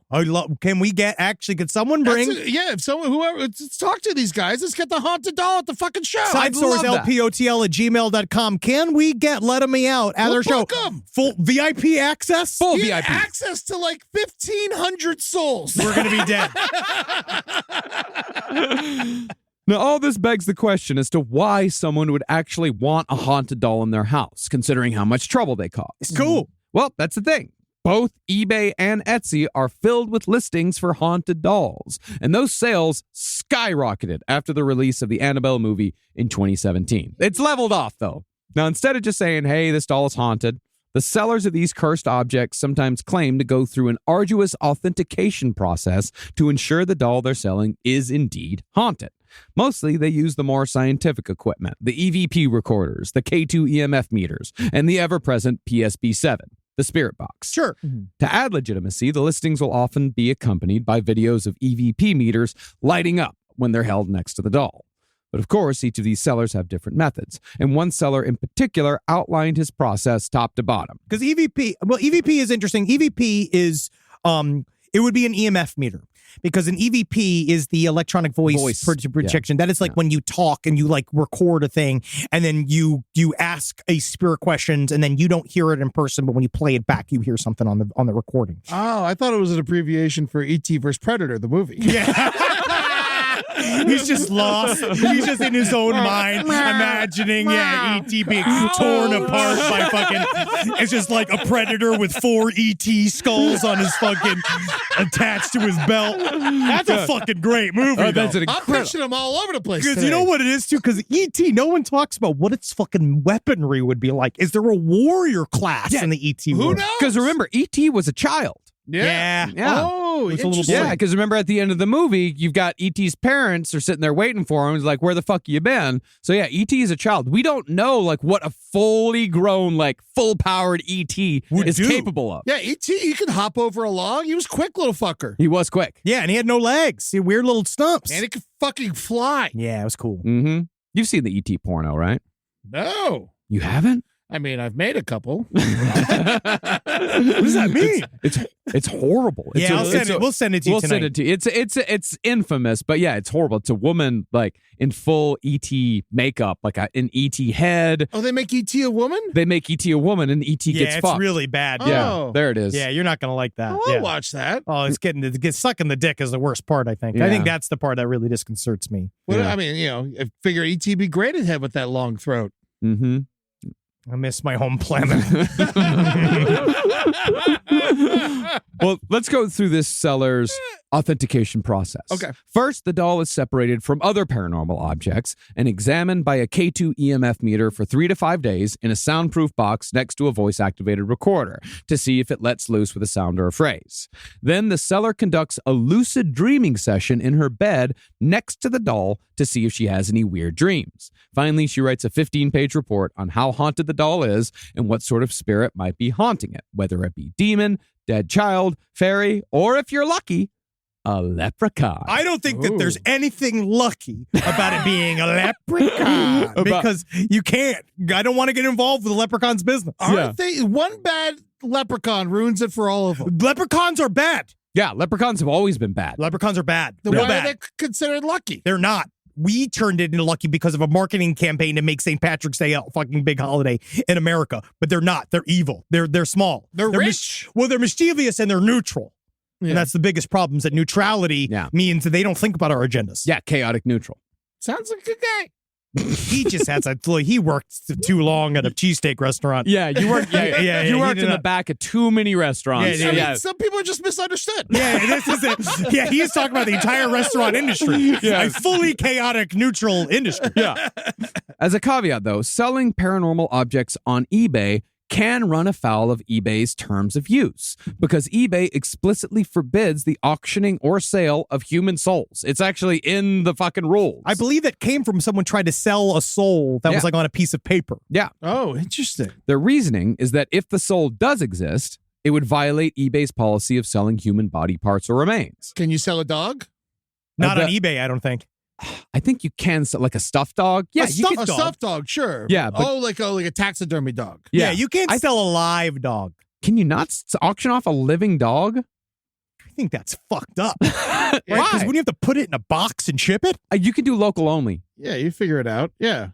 I'm looking it up right now. Yeah, I love what this is going to do to me. Can you sell a live dog on eBay? Go to eBay. I got the app. No, I'm just looking at a question. Living dog does not come out. That does not show anything. They are not. Pets and most live animals are not allowed on eBay. Yeah. Okay. They said there are few that there's a few. There's a live animals policy. Buy worms. You can get fertilized eggs. Mm-hmm. You can get bees. You can buy a whole shit ton of bees. You can definitely buy bees. You can buy lobsters. Okay. And then you can buy mice as food for pets. Okay. And then stud services. Yeah, stud services. Oh, testicle, yeah. No, cum. Stud services meaning, you can sell cum. Yeah, you can pig sell cum and shit like that. Yeah, a bunch of pig cum. Yeah. Well, that's great. Yeah. Now you know what to give me for my birthday. Here's some pork juice. I'm going to be so upset if a fucking huge jar of pig cum shows up at our P.O. box. We've been waiting for it for years. We've been talking about buying and selling livestock fucking cum for literally a dozen years. Yeah, we really have. 470 North Hollywood, California. Yeah, come on down. 91603. If you could, ship it with some ice. Yeah. Yeah. Because we only check it every once in a while. Yeah, and don't just jerk off a pig into a mason jar. We want an actual farmer to do it. Yeah. But if the soul does not exist, this is the other side of the soul argument when it comes to eBay's terms of service. If the soul does not exist, then eBay can't allow the auction because there's nothing to sell. Yeah. So either way, selling a doll explicitly on the merit that it contains the soul of something or other is explicitly forbidden. That rule, however, is usually skirted by including the phrase, for entertainment purposes only. Yeah, or like haunted looking doll. Yeah. And so, to end this episode, in honor of our haunted doll sellers on eBay, Henry will read the description for an item titled Succubus Doll Mystical Metaphysical Paranormal Sexual Haunt Doll Spirit, which sold last Tuesday for $25. This demon succubus will use her charm and seductive powers to manipulate you. She will use illusions and enchantments to entice you. She will flaunt her body at you, wearing lace, leather, and whatever else she feels that you are attracted to. A seductress that will shapeshift into any form. She will call upon her sisters and even her mother Lilith. A relationship with her could get out of hand and unhealthy. Remember to stay focused while allowing her to take advantage of you. If you are lusting with desire and in need of a sexual explosion experience, then she will prove to be the key. Any questions, please message. eBay requires me to state that this is buying a tangible item and not a paranormal experience. Shipped priority mail, insured. A sexual explosion experience. I just be like, man, I don't need this. I heard what it was like to date Angelina Jolie during the late 90s. And it seemed like $5 is cheap. For a sexual explosion experience? Yeah. Yeah. Oh, yeah. People pay way more than $25 for a sexual explosion experience. Oh, yeah. Hey, man, they really do. They pay with their whole fucking lives. Wow. Guys, I think it's important to remember that when we are looking for, talking about haunted dolls, a lot of people want proof. Yeah. They want objective proof. We've said this all, talked about in the UFO stream last time. We all wanted objective proof. We want to catch these things in a fucking bowl. Mhm. All right. And we want to be able to put them on display. We want to dissect them in a lab, but don't really work like that, because more than any other expression of the capital P phenomena, I feel like this is one of those that's about you and the haunted object, Mhm. and it's a consciousness thing we just don't understand. That's it. Does that mean it's not real? I think that it's about, if it's extremely real to you, Yeah. it's real to you. Yeah, Yeah. of course. Yeah, it's well. There's also the concept of magic is that it doesn't matter whether it's real or not. It only matters that it works. And that Yeah. you think it's real. I went to the Magic Castle and there was this dude like heckling the magician and shit, talking That's about not how it wasn't, real. and stuff like that. And I'm not a magic fan either. That's weird, But I was like, what the fuck are we doing here? But the guy, the magician, had the best explanation I think I ever heard. He said, yes, I do tricks of sleight of hand, and my hands sometimes are quicker than your eyes. Just so you could choose to see magic or you could choose to see something fake. Just like when someone plays the violin, you can choose to hear horsehair scratching against cat intestines, or you could hear music. Yeah, that's fair. I love that. That's I an incredible explanation. I love Yeah. that. Yeah, because magic's a skill. Yeah. It's a ritual skill. Because you're not going to see a warlock. You're going to see a magician. No, I saw an incredible magician the other day do something with like a Rubik's Cube. I mean, I was blown away. Shove it up his ass. That's what happened. Is that he got the Rubik's Cube, he handed it to a guy. He said, jumble it up. Great. And Now, then shoved it. we'll go straight up into his my ass. magic cabinet, and you will see. And he just like shoves it out all covered in shit, and it's like perfectly done. No, dude, he fucking pulled it out. It was a full set of Monopoly game. Wow! Oh my god! Oh, what a great episode! Yeah, what a fun time. Really good work. All Yeah, right. let's Well, hope that we didn't fuck up our entire lives by covering these haunted dolls. I'm sorry, Robert the Haunted. I'm Doll. sorry, Robert. I'm sorry, Peggy. Yep, we're very sorry. We love Yeah. you. I apologize to Robert. Not to Peggy. Not to I don't believe in Peggy. He's real. Yeah. Wow. Robert seems real to me. I'm not going anywhere near him. Interesting. I'm Is not it- going to drive him home. I'm not fucking going. We're not going to go to anything with scaffolding. Is it because you've been to Key West but you've never been to England? I guess that might have something to do with it. Distrust. And I know that Key West is, there's something wrong there. Gotcha. Okay. yeah. And I love going. Yeah. If you It's ever. not negative. It was like New advertisement. Orleans. Yeah. Yeah, I love going to Key West. Yeah. Yeah. When we go to England, you're gonna find out there's something wrong there too. Hell yeah. Everywhere we go. Everywhere there's humans. Well, hail Satan. Ah, hail Geen, everybody. Hail Robert. Yeah. That'll fix it. Bye. This show is made possible by listeners like you. Thanks to our ad sponsors, you can support our shows by supporting them. For more shows like the one you just listened to, go to lastpodcastnetwork.com.